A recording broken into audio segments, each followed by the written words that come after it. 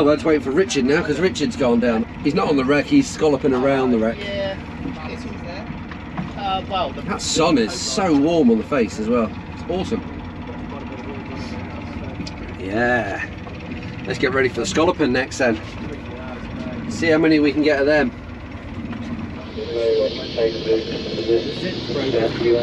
I've had to order another suit in the wings. Got a new one's coming. Yeah. That's the harbour move. Well, that's the trouble. A new suit. That's only money to pay. Weird, eh? Yeah, so now you didn't go to point to plan. Quite a bit tied. Yeah, I was going to work into the tide, but I couldn't on the outside. So I had a little swim past the wreck. Looked up at it and think, oh. 10 dozen? Got 10 dozen?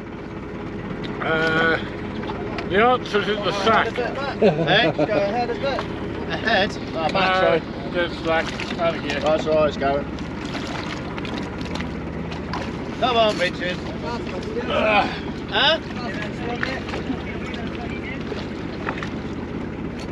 It's a hard one. They're coming out.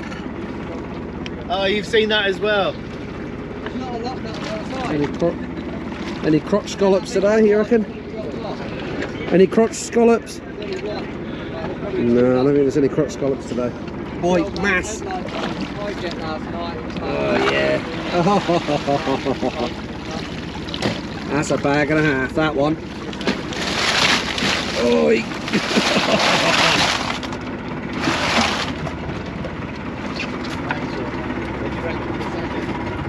Yeah, that is a lot of scallops. Paul, how much do you reckon that weighs? Oh, 40 kilo? Yeah, I'll take 40 kilo. I can barely lift that with one hand, so. You pull the weight and you pull the harbour. That's massive.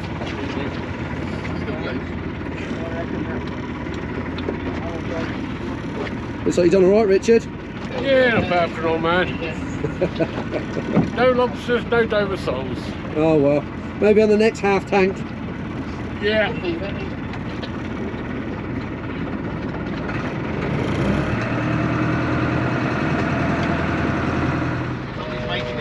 Always making it a bag. Mr. Lobo. So Matt got off the ammo rack.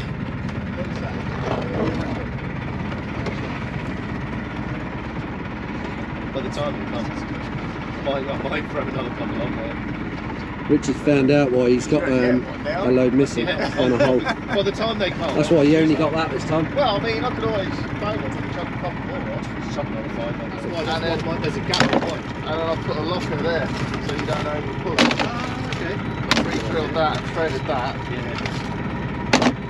But that's the nicest feeling reel I've had.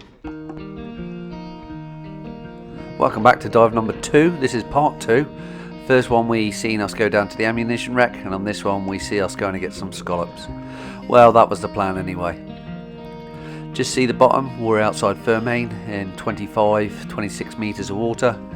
We have been told by Richard to swim up the slope of the sand and you'll hit like a ridge or like a camel's back, almost like a sand dune in a desert, and to follow that up and you'll find the scallops all along the top of it. So me and Molly's down here and we're going to start having a good old look.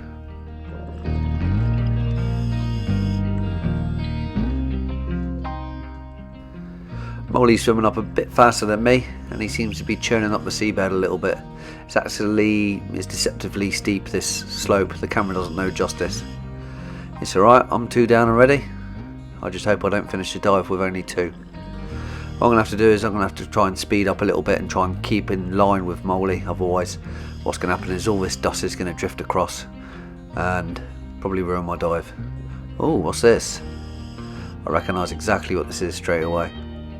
This is what we term a big fizz. The correct name would be a spherical case ammunition, a hollow cannonball filled with lead shot which burst mid-air. Lieutenant General Henry Shrapnel. He perfected this with his own resources. He also successfully demonstrated this in 1787 in Gibraltar. He intended the device to be an anti-personnel weapon, and in 1803 the British Army adopted a similar but elongated explosive shell which immediately acquired the inventor's name. And interestingly, it has now lent the term shrapnel to fragmentation from artillery shells, and fragmentation in general ever since. This individual was probably fired from Fort George, which is probably, I don't know, maybe half a mile to the northwest from here. So it's buried fairly deep, it's been here for a long time. I'm just trying to dig it out. Basically, I know it's not stuck to anything underneath because it's just sand here, but what's happening is it's so heavy, the suction of the sand is preventing me from lifting it out. Beauty about digging underwater is you don't actually use your hands for it, you just waft the water over it. Water's about 830 times denser than air, so you just use the little water and the little bit of the north rolling tide to take away the dust. Still isn't loose. I think it's a big one.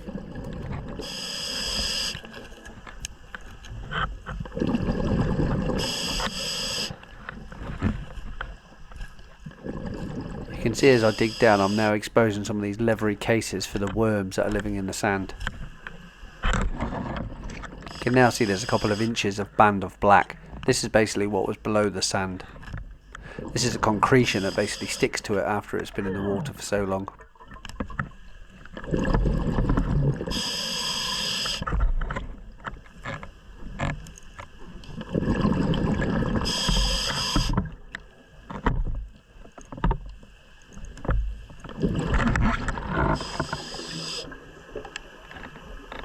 Believe it or not, this is the easy part, digging it out, but I'm not sure this is going to fit in my bag. I know for a fact the last one didn't fit in my bag, and it's probably about the same size as this. The last one I got in the Little Russell, which is a bit further north than this, probably maybe a mile further north.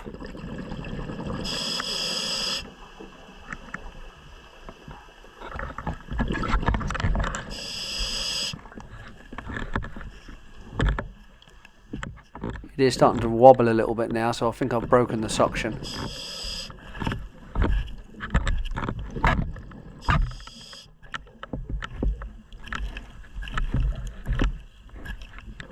I'm trying to do 3 or 4 things at once, so what I decided to do is turn the camera off, put the bag under my knees so it doesn't float away, and give it a good old yank.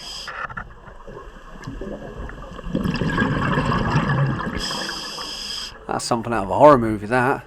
Looks like an alien egg. So as you can see, it's not going to fit inside there. It's basically 12 inches across my ring on my bag. So it's the same with any diver, and it's on to plan B. And there's always a plan B. I've got plenty of time. I've got plenty of air. So let's try and get it in a mesh bag. I've rested it on top of my bag, just so my bag doesn't float away, because the tide's trying to pull it quite fiercely now, to be honest. You can see it's picked up loads of other shells. This is the bag I'm going to try and get it into. What I'll do is I'll try and get it on my reel, tie it to my reel, and try and wheel it back up to the surface. It's too heavy, far too heavy, so I've left that on the bottom. Gone back up to the boat and gone back down with Richard's scalloping bag, which is about a 20-inch neck on it. I've left it inside the Hessian bag and I've just tied the bag off. You can see it's going off with the tide. So now I can carry on my scalloping now. 15 minutes left and quite a bit of air left. I had a fresh tank on when I went in, 110 bar. Let's carry on.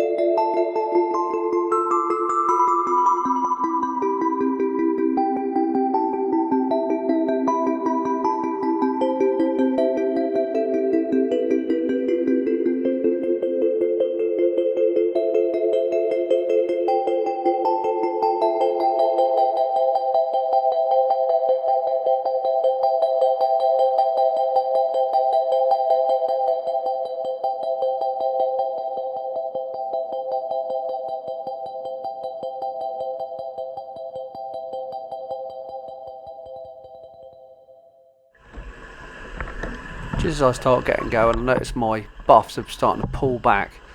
That's because I've swum underneath someone's crab pot, so I've had to go back the way I came. This is the bit that Richard was on about. So we've swum up the quite steep slope of sand, and now we're onto what looks like a ridge. So all the nutrients are coming up from my right hand side and coming up over the top of this. So there should be scallops along the top of this ridge. And Richard's right. There's a few here. So just swim along and collect these now.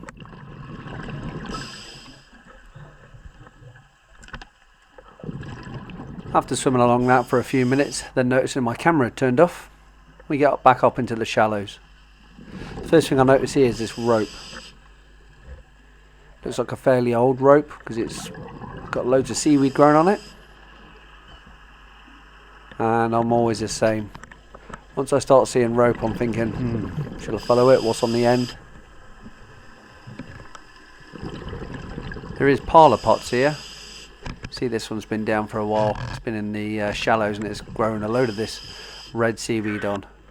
I'm guessing probably, I don't know, maybe a year underwater without being pulled.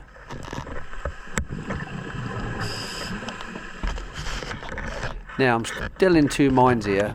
I've hardly got any scallops and I really could do with some more scallops. So even though I'm having a good look at this rope and trying to assess, is it worth following?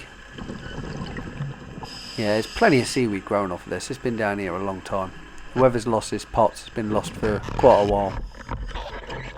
I decided to carry on scalloping.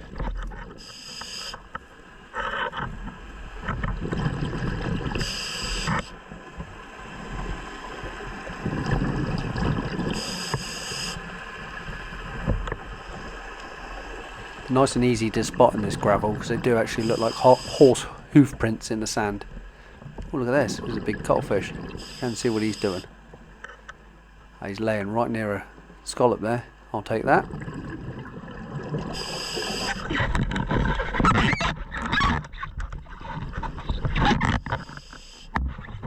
As I turn my lights on, I notice there's another one here. Huge one. How did I miss that one?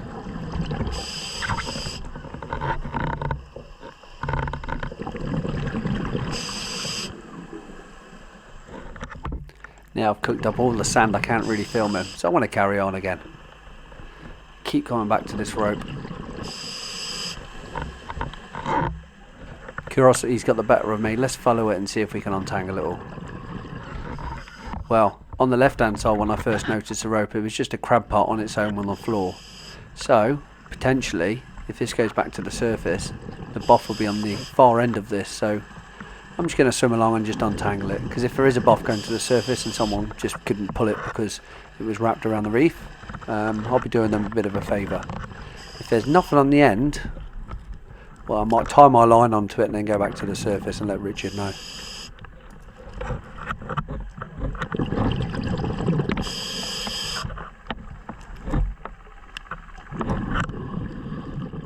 Quick cheeky check. I've still got 27 minutes left. I've still got a fair bit of air left, so I've got time to mess around with this. Just a bit embarrassing, I've probably only got about 5 scallops as well. Oh well, no different to normal.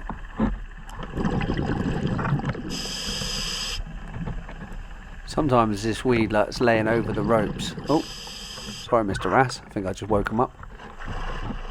Yeah, this seaweed laying over the cable or over this rope can sometimes hold it down as well. Especially when they're potting in very shallow water. Yeah, this looks a right mess. I'm not quite even sure if they're worth recovering, these pots.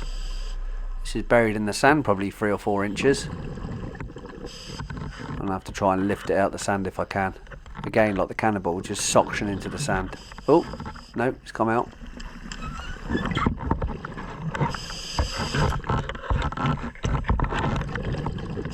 Now it's just a matter of following it down the last bit of cable and seeing what's on the end.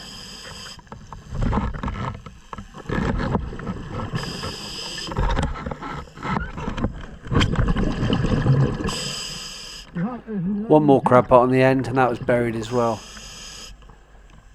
So the cable or the rope that goes back to the surface, there's a big wrasse over here, that goes back to, oh, I'm running out of air. The cable that goes back to the surface is frayed on the end, so that means a maybe potentially a speedboat or a motorised boat had caught it in their propeller going into Fermain. So this is well and truly lost. Pulled the cable up as much as I could and then tied my bag to that cable. So I'm coming up my reel line at the moment, which isn't ideal in the tide. So this is probably a big fizz. But as you see, it's too large to go in my bag and it's too heavy to reel up.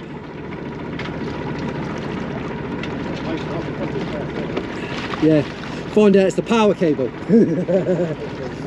It's a rock. Yeah, it'd be fun if it was a rock. Mind Oh, you were knocked at 24. I've sort of pulled one out of the sand thinking it's a cannonball. Look at that, actually. No, this is definitely Roll it cannonball. around a bit. Yeah, go on, Scruffy, you try it. I just moved the side and I just wiped He's the my one hand that underneath. he's the one that eats my hair. God, the winch is struggling even.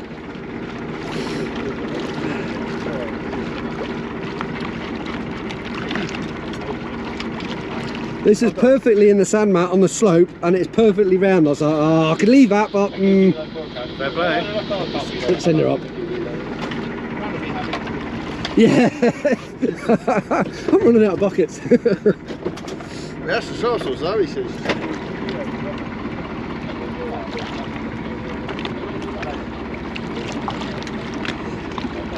So you find out it's a World War II bum. Yeah, come. Parachute mine.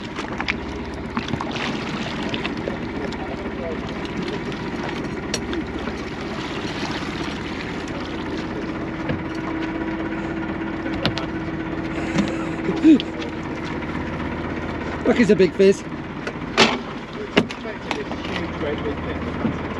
It's this here. Nah.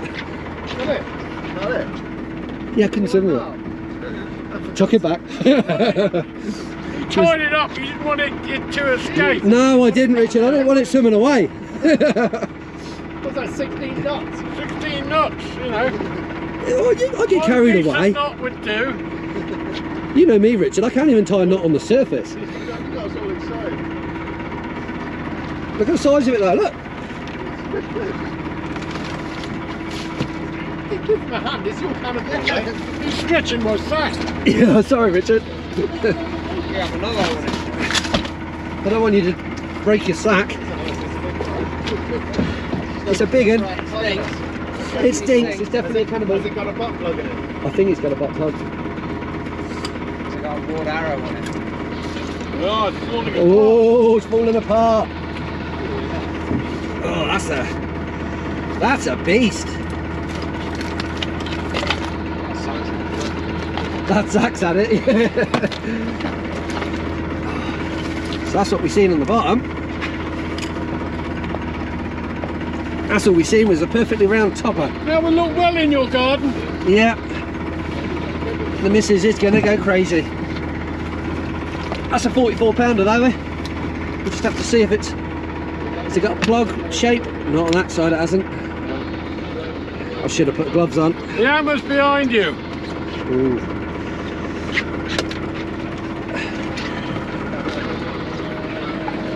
Richard's, what's you call that? Your skeleton key?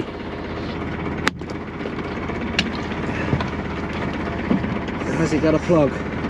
Seems solid though, Richard. Eh? Oh, it's got a plug. And it's bobbling already. That's awesome. Nice. That's what we wanted to see. Spherical round shot it is. Commit Yeah. this to the deep. Yeah, commit that to the deep. It goes back.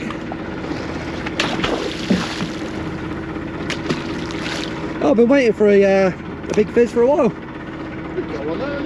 I've got one. It's all nice as well. It's under my desk at home. It's been there for about a year and a bit, so it's not going to crack Does that open. got a butt plug then? Yeah, there's a shipping bung in it. They're called, which is there. Look, and you see, it's bobbling because of the. It was at depth, and now it's not at depth. Dee So that's. give you that's that plug. I've given him a plug. Oh, you've given him one. Yeah, I gave you a plug, didn't I? And a smaller one. What? The plug, the shipping bung. Can't remember. Okay. Oh well, you might have another one then, Richard. They're brass. Yeah, the bronze. Yeah, they're lovely. Scrap parts. I got one of those. Yeah, I got one. Yeah. Oh, I have one. Oh well, I've got to get my Where's my boss gone? Those are tied into a load of crab pots that were lost, which we followed. I've got all the way to the end. We're on the last one, Richard. What? That's connected to the last one, so I don't know if you're, do you want me to get back in and tie a rope to it? Buff it off. Okay, lovely, thank you. Beautiful.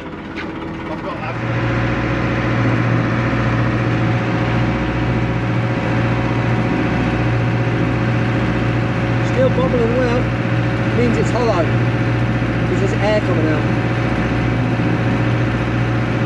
Which is a good sign, because that socket in there is a 3/8 socket of a ratchet, and it'll undo straight away, even though it's been in there maybe 200 and... Pots are okay after a little bit of a clean up, but fairly damaged. Bottoms are rotted out, some of them, but oh well, I'm sure they can be adapted to be good again. There you go, this is the brass shipping bung. You've got to take the screws out the top and look for the leak. So we'll get a 3/8 socket now, I'll clean that out. You said don't forget you've got to take the screws And then out and look for the leak on Margaret. hopefully all the water goes in and we don't find a tube of powder and shot.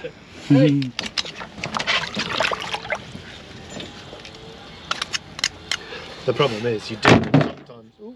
That scared me. I thought I was dead then.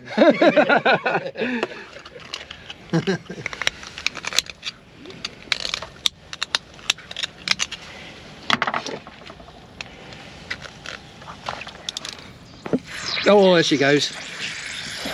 Hang on, Paul, take your time.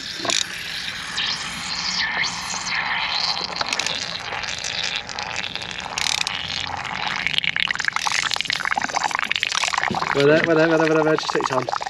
Let some water get in there, because if there's dry powder in there, which there shouldn't be, you want to try and damp her up a little. I've got a feeling looking at that bobble though, she's hollow. Let a bit more out.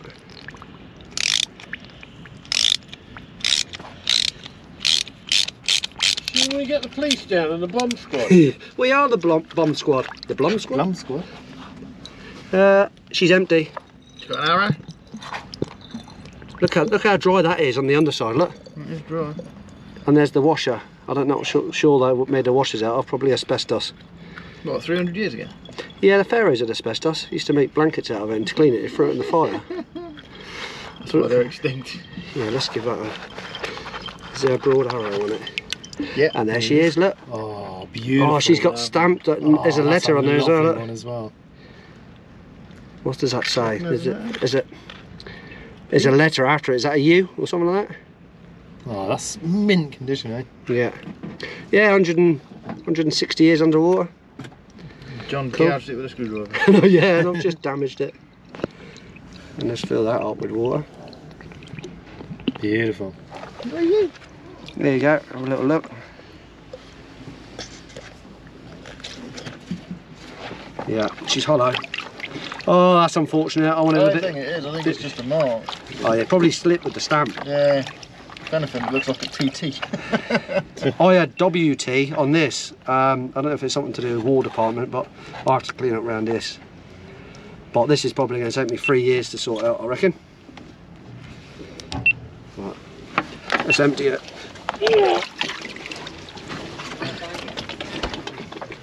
He chucked his weights on the engine box and I thought I was dead. It's like, then the noonday gun went off and I thought I died again. Life in the old dog, yeah. The beauty. Yeah, that's where the lead used to go. There's a wooden sabot. They call it sabot, obviously French for wooden shoe. Of course. So as it fires out, on the early ones, the whole thing exploded, but on the later ones, they used to make it in the casting a recess around here, so only the front opened, and all the shot inside will then rain down. It's better to wound loads of people than kill them outright. It takes 2 people to look after 1 person. So, inflict as much damage as you can without killing them. It's a beauty. If they die, you chuck them in the sea. If they're still alive, you've got to keep them on board.